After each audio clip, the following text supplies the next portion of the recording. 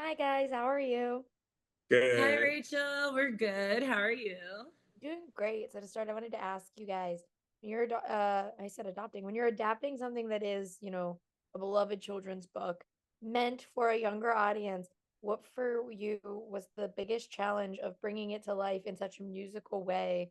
So it is not just, just a straight adaptation of this book, but instead like giving new life to it with these songs. Yeah, I think the whole process of kind of building out the existing world from the book and thinking about what makes it so distinctly Lulu. It's that kindness is cool and everyone belongs. And um, replacing judgment with curiosity is the best way to interact with the world and just each other, and all of these cornerstone themes that we said this is what kind of makes the world of Lulu. So then how can you turn 32 pages of a children's book into a 45-minute special? That kind of exploration of the incredible world and building it out with more stories and more characters, I think, was key. So we had this amazing freedom to tell the story and continue to like enhance and heighten the themes in the story. And I feel like my dad has told me since I was little, like, with a platform comes a responsibility. So you're going to have an audience, and with people watching this and singing these songs, hopefully back to themselves long after watching it, we want the mission of it. We want like the central kind of messaging to have integrity and to be something that we really stand by. So I think that's the most important piece of like going from the book into this big, vast expansion of the story and the world, and making sure that in every vignette and interaction, we kind of believe in it and are proud of it. Um, at the core, though, it's like this story. The story, I feel like the summation of the story is like Lulu is a confident rhinoceros. She knows she's a rhino. At the beginning of her day, she says, "I'm brave, I'm kind, I love who I am. I'm a rhino, full stop." But then when she encounters those who doubt her or question her or don't listen to her, she gets insecure. She gets overwhelmed. Her confidence is shaken, which I think anybody can relate to. And that's what sets her on this really misguided quest to like try to prove that she's a rhino, only to end up realizing what she already knew, which is that she doesn't need to prove who she is to anybody else. She likes who she is. So that means she's good enough. She says, "I'm easy to love. I'm good enough. The perfect me is me." And that's like in the lyrics at the end. That's what she comes to. So giving even more energy and life and nuance and characters to that story, and just keeping our eyes on like what are the central themes, what is the anchor of this story. It felt really natural to kind of like build it out. It was like a really fun creative process that would not have been possible without Angela Stemple, the director, who like truly, whose creativity and like vision for this just brought it to life. Yeah. I just did like I looked at Lulu's underbite, and then I was like, yeah, let me just do an underbite. That's hard for me because I have an overbite, so I'm like So you have trying to to get really under see it. if you have to like unhook your jaw. You have to like force myself forward. Well, I was going to that made me want to ask about like I was the generation that was I wasn't gaslit, but I watched Big Bird actively get gaslit about Snuffleupagus as a child, where everyone was like, "Well, Snuffleupagus isn't real. That's not a real thing," and it was always like made me upset because I was watching someone be like, "No, this is my best friend," and they were being told, "No, it's not. Like that doesn't exist." Which I like that in this it is instead Lulu's journey and people are telling her one thing and she's like, no, it is who I am and I'm going to commit to it. When you are telling a story like that for a younger audience, what for you both was the most important aspect of that to bring to life so that they don't have generational trauma like me where it comes to Big Bird? You Oh, know, I think even little kids have these deep understandings of identity, like what you're saying about Big Bird, even if they don't have like the words for it yet. They're, I think this story is for anyone who's ever felt misunderstood in any way.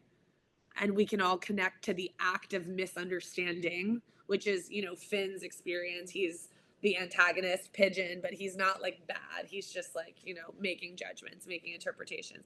But he keeps like seeing Lulu in these moments of like winning, And he's like, well, she just must be so happy and secure and everything's perfect for her. And then we see that's like the opposite of true. And they have so much more in common, where they're just missing it because of these like lapses in communication.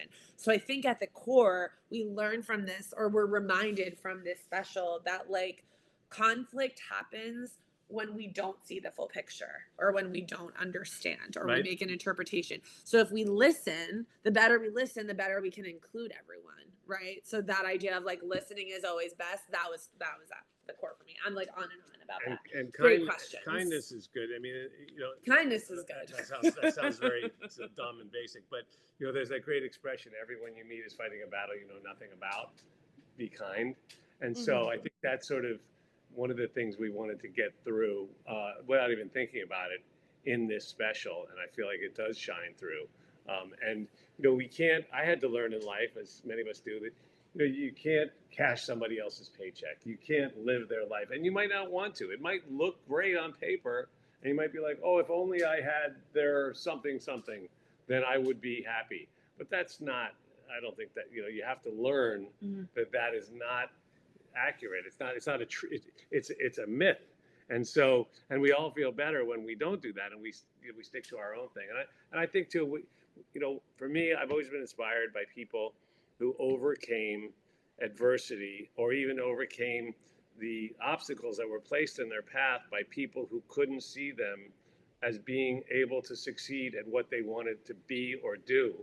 And so they were told, so many of the people who have achieved great things in our world have been told at various times that they were too short, too dumb, too not handsome enough, not strong enough. And they're like, you know what, watch me, And so, and there are many, many examples of that. And some of them. And I only recently learned about the guy on the Dodgers, Mookie Betts, who's like MVP, world champion baseball player. When he was little, he couldn't, no team would take him because he was too small. They said, you can't play baseball. And his mom was like, oh yeah, well, I'm gonna start a team just for him. And didn't even tell him. And he just thought he was playing baseball like other kids. And then he just went on and became this, but not everybody has a mom like that. So we want to create a little hero who can help people, stay true to themselves and build, and help be a part of them, rising above the haters, the doubters, the bullies, etc. Confidence and optimism. As Lulu does in the show. Yeah. Yeah, I 100% agree. And for last quick thing, I know the deeper messaging within everything, but the minute she is like, I'm a rhino, and very clearly is a bulldog, I was like, oh, that's like me as a kid being obsessed with animals and being like, yeah, no, I could be that animal, full well knowing I'm a human. I can't do that. But were there animals that you guys just like loved and wanted to be when you were growing up, that you were like, if I could have just been this animal, my life would have been so much better?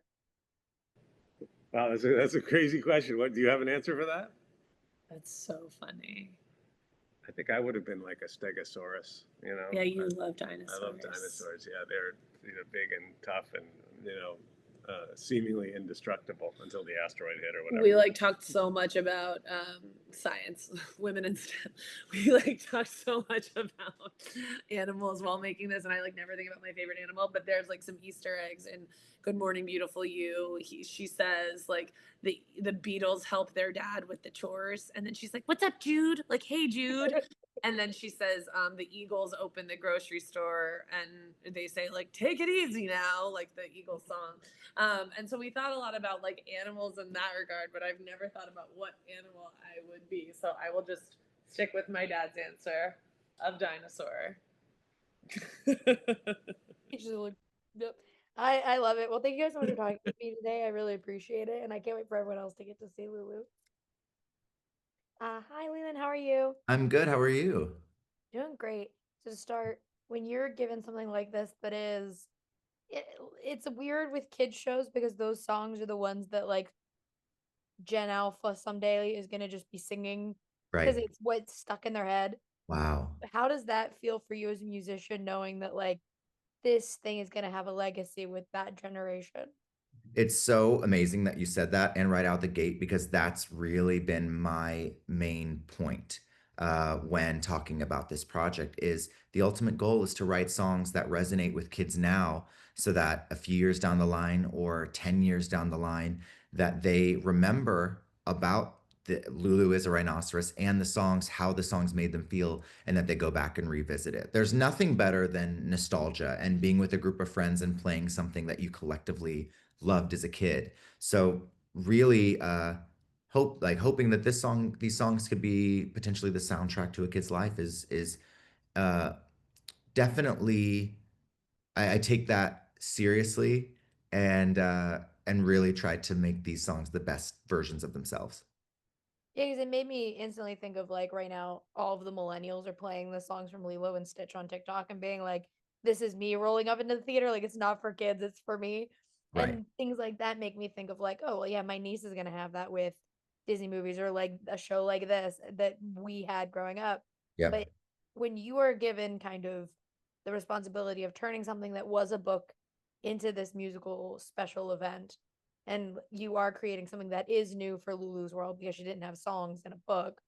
What was the biggest challenge of making sure that you were writing songs and working on songs that worked well with not only what was created before with the book, but what was, Jason and Allie's vision for this particular event?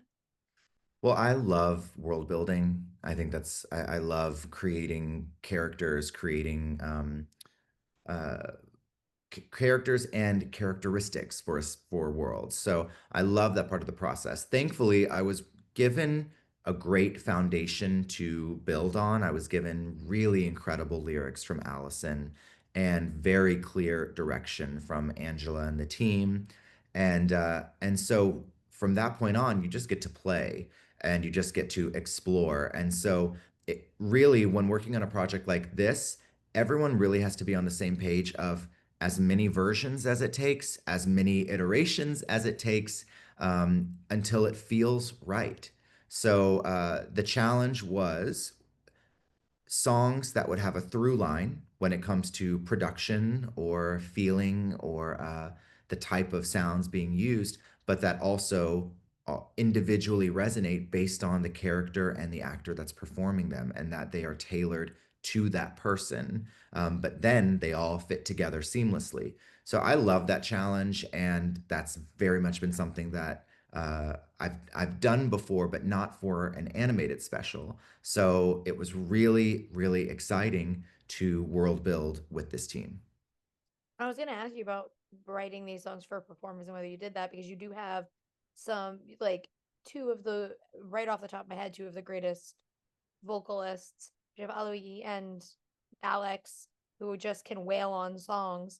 So what was it fun to be able to use their ranges when you were working on something like this? And then you weren't like, okay, well, this is only an alto. I have to limit it to only that or whatever normally kind of happens with projects like this. Yeah, I mean, you should hear the demos. I was screeching. But it was so fun to write melodies for Aloe and for Alex. Such an honor, especially to play to their strengths, to know what they have in their toolkit, and to be able to craft ideas that I know they're going to hear the idea that I'm going for melodically, but then they're going to instinctively make them their own. And they absolutely did. So it was a dream to write for this cast. Now I want to ask because I said I was like this is I thought about like the songs that I liked as a child. What are there songs from like shows or movies or whatever it was from when you were a kid that had stuck with you now into your an adult age that you not maybe not necessarily pulled from for this, but ones that just have always kind of been there as like songs that meant a lot to you? Yeah, there's a song from An American Tail called Somewhere Out There That song. that was a smash in our house growing up. I mean, let's just say it was number one for weeks on our house charts. And so that song has stuck with me for so long. And really just like it's a combination of quality and narrative and melody and and I will never forget that song, you know. So that was a really important one growing up. And then, of course, songs from Beauty and the Beast and songs from Aladdin and all of those songs that were the soundtrack. You know, I love songs from Muppet movies. Muppet Treasure Island has some really special songs. So it was really fun to revisit that feeling and to try to craft songs that hopefully uh definitely don't compare, you know, I'm not trying to compare my songs to like the great of Beauty and the Beast or Muppets or anything like that, but hopefully just to convey the same feeling. Yeah, I fully thought Kokomo was a Muppet song up until like me being 13 and then learning it was a Beach Boy. I was like, oh, I I thought that love was the Muppets I made love Kokomo. that. For a last quick thing, with things like this, which they're when it's geared towards a younger audience, it's harder to gauge how people react to it. Now it's normally later you understand the impact it had. But what for you is the most exciting part about Lulu getting to come out and people getting to hear the songs that you've made? The most exciting part, now I'm at a place where I have a lot of friends with kids and I've got nieces and nephews.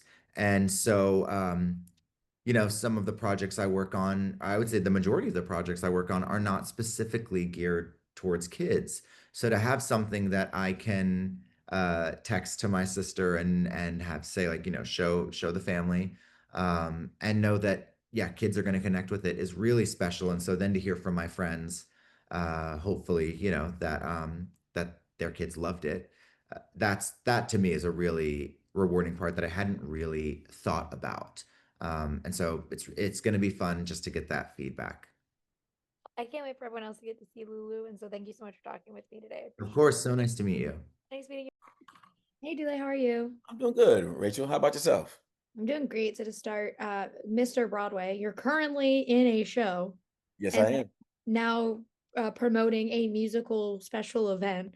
How is it, going from being on stage every single night and playing Nat King Cole and then coming and doing promo for this animated series? You know, that's a good question. It is it's pendulum swinging. Hmm.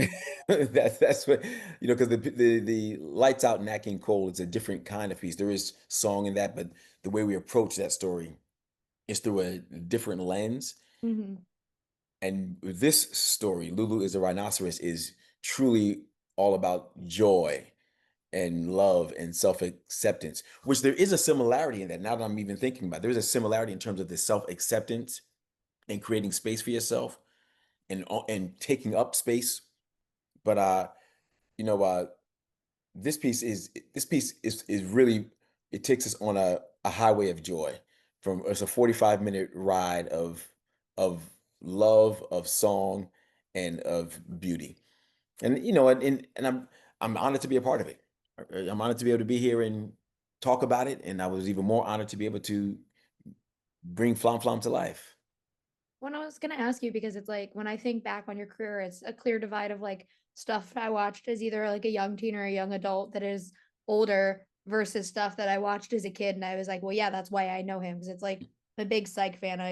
I've started watching The West Wing, but also I was a Holes kid, so it's like it's a divide between the two kind of sides Hmm. of career. Hmm.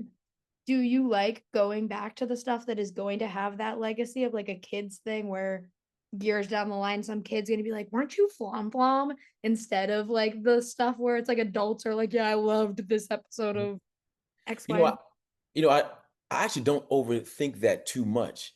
Because for example, holes. I had no idea that 20 some odd years later it would still have the effect Mhm. that it does. I really was connected to the character and I appreciated the story and wanted to be a part of it. And I've learned how to control the things that I can control and let go of the things that I can't. So, for example, with Lulu is a Rhinoceros, I just was very attracted to this story. I was passionate about the seeds of love and kindness and self-acceptance that's being planted through the words and through the songs. And I wanted to do it. Now, I have to leave the rest of it to time. Mhm. It'd be a beautiful thing to turn around 10, 15 years from now and someone say, "Oh, I love Flam Flam." And then maybe they add to the other work that I've done, or maybe they don't even know the other work that I've done, but they just like, oh, I love Flam Flam. It really touched me and resonated with me. That could be the hope. But in the moment, I don't really think about that type of picture. I just think about the work that is happening right now and how can I give the best of myself to the work so that hopefully the work can have the best effect on the audience that views it. Well, yeah, and I want to ask because I know you can dance and sing because I was supposed to see you in, I can't remember the show, but it was at City Center and you were going to tap Oh dance. yeah, the tap dance kid. Yeah, and then you couldn't, and me and my friends were so excited because we were like, yeah, we get to see Dulé tap dance. But when you, so You should we come know, see Lights Out in Nat King Cole. You should come see it. I know I want to see it really badly, but and I know you can sing, but a lot of people don't who Mhm. are fans of your television work. Is it freeing now to be able to sing in this and have that kind of in your back pocket if someone's like, oh, I didn't know you could sing, you'd be like, well, you should watch It Lulu. is. I mean, it is. I mean, I've been. It's funny, like the voice work that I've done in terms of animation. I seem to always sing, or oftentimes I sing. Yeah. But especially like this, with this caliber of talent, that is on the screen and behind the screen. I'm overjoyed to be a part of it. I mean, Alili, she is a phenomenal singer, and just to be able to be on the same soundtracks as with someone as talented as she is truly, I mean, I've already won. It's a beautiful gift. When I asked everyone this yesterday because it made me think about it. I was talking to Jason and Allison, and we were talking about how it is everyone's telling her you're not a rhinoceros, you're not a rhinoceros, and then she eventually is like she questions herself, and then it's like, no, actually, I am. It Mhm. made me think about when I was a kid, and for a while they were gaslighting everybody, along with Big Bird, and being like Snuffleupagus isn't real, and then finally Sesame Street clued in that kids were getting upset over the fact that they're like, I can see Snuffleupagus. Oh wow. Huh? But I wanted to ask, do you have something from your own childhood that you remember where you were like, that has lived in my brain my entire life? Like, I will not forget this one thing because it was so pivotal into understanding certain things about myself. Oh, that's a good question. I don't know if anything's coming to the forefront of my head. I will say I've definitely gone through those stages though. I can relate to Lulu in terms of learning to accept who I am, learning to love who I am, learning to be okay with who I am and not trying to be like anybody else. That I can definitely connect to. I know there were times when before I was even 10, of wanting to be something else than I was. And even in my teen years, even in my young adult years, when I was, you know, finally on the West Wing and having Mm-hmm. success, there still was not being totally comfortable within my skin and being myself. And it's been maybe that's why I connect to Flam Flam, because Flam Flam, through many years of work, has got to a point where he accepts who he is, and he loves who he is. And I feel like I'm at a stage in my life now. I'm like, no, I'm me. I'm not ever Mm-hmm. going to be anybody else, and I'm actually perfect exactly the way that I am. And it's a beautiful thing when I can be me and not you. It's a Yeah. beautiful thing when I can try to be Dulé, the best Dulé I can be, and not try to be like Rachel. Yeah. You see, and Yeah. that I definitely connect with at different stages of our lives. So even though this is a special that is geared towards children, obviously, it's something that I think adults can watch and connect to, because we're always going through those stages where we need to be reminded that we are beautiful exactly the way that we are, that we don't need to try to be like anybody else. We don't need to try to even make anybody else like us so that we can feel good. If I love me, I hope you love you too, because we're beautiful exactly the way that we are. We need that reminding sometimes. I love that. And for last big thing, the first time I ever spoke to you, I said that I had a sticker on my laptop that was I can fix that, and it was Sam and Kate, and Uh-huh. it I almost tried to find my old laptop and I couldn't find it. But I wanted to ask you, with the female holes coming out, Uh-huh. uh, with the exception of that girl's name better be a palindrome. What for you? Are you the most excited about seeing someone else kind of take on the storyline in which Sam and Kate were in, however Oh it yeah. in that. I'm extremely excited to see where the story goes, how they, I guess, reimagine it and apply to where we are today, Mhm. and what themes that they want to talk about. But I want to see who is Sam or Yeah. Samantha, or I don't know how they're So going excited. to how they're going to what is it that they're selling? Is it onions, peaches? Yeah. What is I'm excited. I already know for a fact that I'll be watching that show. I'm Just so excited. and if there's a way that I could show up on the screen somewhere, Yeah. I would be game for it in a heartbeat. You're buying. You're the one buying from them. You're like, yeah, I'll take that one. I'm gonna Exactly. I'll take that one. Yeah, it could be me and you know, me and Mrs. Corbell. Oh, wait, it's Patricia Arquette. That's right. Oh, I forgot. Oh, Patricia. You know what I mean? I said, Patricia, you really took it a whole different way. It's just her. It's your innie. Right. Yes. Well, I love it. I gotta come see you as Nat King Cole. I'm so excited about that show, and I can't Me wait for too. everyone to get to see Lulu as a rhinoceros. Oh, I appreciate that you took the time to even talk to me. Oh, thank you. Rachel, Rachel. I'm in my daughter's room, which is why I got Chapel Roan all over the wall. About the basketballs in Chapel Roan. I was like, I like the vibe. Yeah. No, it's very Chapel heavy. It was Jordan and Kobe, and now we're full Chapel. I get that. I used to have a thing in my closet that was whatever actor I was obsessed with. There were pictures all on the wall when I was a kid. So Hayden Christensen. I was really gonna say Hayden moment. Christensen. Hayden Christensen had a moment when I was like 13 because it was Revenge of the Sith. Heck yeah. But to start, well, I'll start with my question I've been asking everyone. The journey that Lulu goes on reminded me of when I was a kid and they would gaslight us and Big Bird into believing that Snuffleupagus wasn't real. And then they finally had to kind of come to terms with the fact that Snuffleupagus was a real thing because kids were getting upset with it. And I like that this is all kind of compacted into Lulu's journey in this story because she is told she's not this thing and not this thing and not this thing. And then she finally is like, no, I am. So I wanted to know, did you ever have something like that when you were a kid where you were like, no, this thing is real. It's real. It's real. It's real. No matter what anyone told you. The dramatic but true response is like my career has been like that. My career was coming into an industry where people that looked like me did not exist or were very few and far between and still are, and having to convince person after person after person that I belonged. And so, yeah, I mean, that's why I love playing hip hop. I love doing stories like this, stories where, like, hopefully, like, after you watch this, you'll be able to go to the mirror, look in the mirror, just like Lulu does, and say, I got your back. Like, if all of these people don't got your back, I got your back. And then you run into guys like hip hop or bunnies like hip hop, who I have had the pleasure of having best friends for decades, who see it too.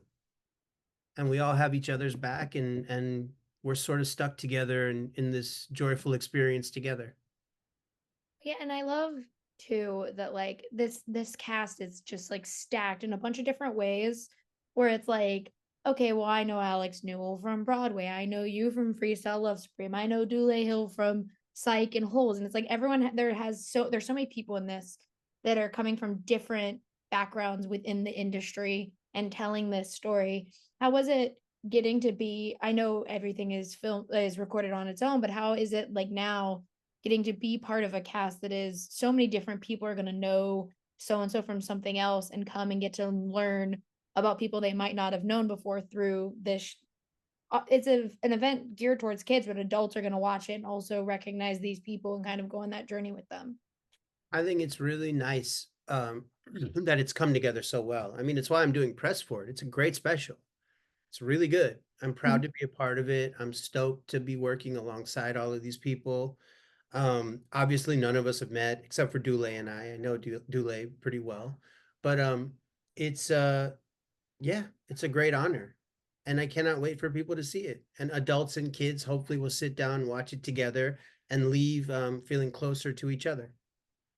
And I wanted to ask too, obviously you've done voiceover stuff before, but is that more freeing for you as a performer when you get to approach something that is just a vocal performance, or is it more daunting because you don't have the use of, your face and the rest of your body in order to convey what you're trying to convey? No, I think it requires a lot of trust and in your vocal directors and in your animators, and it's a huge undertaking for a lot of different people to make an animated special. So just like they're trusting me to do my best voice so that they can animate it, it's vice versa. I think it's really exciting. It's a completely different technical Mhm. experience. I love doing both. I get to wear my pajamas when I do voice work, so that's really cool. But no, I would just say they're both very fulfilling in different ways. And does when you're doing something that is, based on a very popular children's book and one that like a lot of kids are either going into this already knowing Lulu, or it is going to have a lot of impact and people are going to go then look at Lulu who didn't before. How do you approach something like that, especially when it's geared towards kids? Do you kind of pick up the book just to see what the vibe is, or do you go based on what is written for this special only? Yeah, on this one in particular, I leaned heavily on our music directors, our vocal directors, the team, the producers. They knew exactly what they wanted, and I'm really glad everyone of the actors sort of delivered. I think we all came together, and man, the animation is so beautiful. I didn't look at the book. I know now. I got 3 kids. I'm going to be reading this book for every night for like the next 7 months. So I saved it for now. You're like, I was just waiting so then I could be like, okay, guys, now we're getting into Lulu. The music, this special, and the book are going to be the bane of my existence for the next 7 months. My 2-year-old and 5-year-old and 10-year-old are just going to be like Rhinoceros over and over again. So I might as well just get used to it.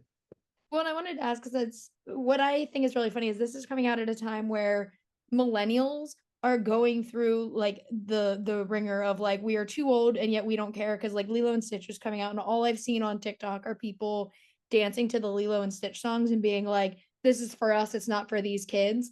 But it's like music that is now ingrained in our minds and we instantly go back to being 10 or whatever age we were, which I think could happen with something like Lulu. Like you're gonna have these kids 20, 30 years down the line be like, oh, I remember all these songs from Lulu.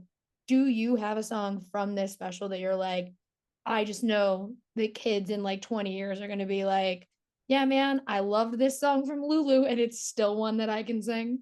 Well, that the biggest hook I think is that "Good morning, do do do do." Yeah.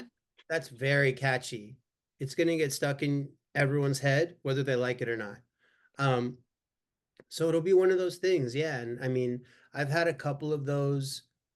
Pitch Perfect is like that, where it was like, it is people's entire childhood is that movie and college experience and so on and so forth. So if this becomes that, great, because those sort of cultural phenomenons are hard to come by and they're really fun to be a part of. And for a last quick thing, I just wanted to ask because I know you're really great at comedy. You are a very talented improviser. When you and musical improviser at that, when you are doing something like this, do you like when you don't have to use that part of your brain as a performer and you get to just do what is written and work with someone creatively in that way? Or do you like to have a little bit of fun where you're like, okay, I kind of want to improvise in this moment and just see what happens? Yeah, sometimes I'll pitch things. For the beatboxing that hip hop does, I'm pretty sure we came up with that on the spot. They just sort of asked me what I could do, and I tried my best. So it's always a give and take. I like sort of equal parts both. Well, I love this special. Thank you. Big fan of your career in general, and so it was Big fan of yours. thanks. It was great talking with you today, so I really appreciate it. You too. Have a great day. See ya. Alex, how are you? I'm well. How are you? Doing great. Long time no see. I know That's it's been like ages. been a whole 2 weeks. So I wanted to ask you when you're with something like this that is a book and it's animated, so it is voiceover. How much work do you put through like reading the little novel before, or not the novel? I couldn't think of children's book, but reading the children's book beforehand Or do you just kind of come into something like this a little fresher since it is animated and you get to kind of expand that approach with your voice? I came in greener. I could have read the books and I knew about the books, but I like having a fresh viewpoint because then you want to stick into a parameter, and then you don't really go as far as you can, especially with the song itself. You think that it's one thing, but then you're stifled creatively when you want it to expand bigger. I mean, you are a very musical person, and your voice is so important to who you are as a performer. How was it kind of getting to apply that to a voiceover performance? And It's fun. It's so fun. And I was just saying this earlier in another interview. It's, what's the difference between doing Broadway and doing this? It's like, well, when we do cast recordings, we have to create these characters in the booth. We have to, what is the word I'm looking for? Not explain, but expound these emotions and all the things that we do on stage into the microphone. That's what makes a great cast recording. You're right there. You're in the moment with them all. So they applied so well together, especially on the voiceover of it all. Yeah, when you also, of course, you're an ally and you're like, it's a cast recording. It's a cast recording. The amount of times people call them soundtracks, and me and my roommate are like, no, No, that would be a cast recording. it's a cast recording. A soundtrack is something different. I'm trying to speak the words. But you have also been like you had what a fun like run of things recently, because you were obviously in Another Simple Favor, and then you kind of switch over to doing press for this. How is it kind of getting to talk about these roles that are so different from each other and get to like explore like how people interact with both of those two pieces of media so close together? It's wild to go from something that is fully different, mayhem, murder, madness, into something about love and acceptance, and it's animated. It's wild, but there are. I think both of the characters have one thing in common of like giving relief to someone or giving relief in general. You have Vicky, who was just like a breath to like laugh at everything that was happening over there, and then that relief, and then Corey, who sees who Corey is for what they accept in their heart and what Corey can accept from Lulu, and giving Lulu some relief in that moment to say, oh, this person sees me, sorry, this character sees me, this friend of mine accepts me. That's the relief that both of these characters have in common. Yeah, and you said something that I just literally saw Lilo and Stitch last night, so this just like came into my mind. But it tends to be animated things that we tell stories of love and acceptance in a lot of ways. For some reason, that's where we like, and we gear it towards children, but we don't have like the adult version of like, here's some love and acceptance. So millennials are kind of warped, and we're like, Lilo and Stitch is ours. Like these kids can't learn from Lilo and Stitch, or this is for us. What do you think it is about that genre or like medium that just allows people to be able to like tell stories of love and acceptance in animated form versus something like a live action? I think it's towing the line of make believe.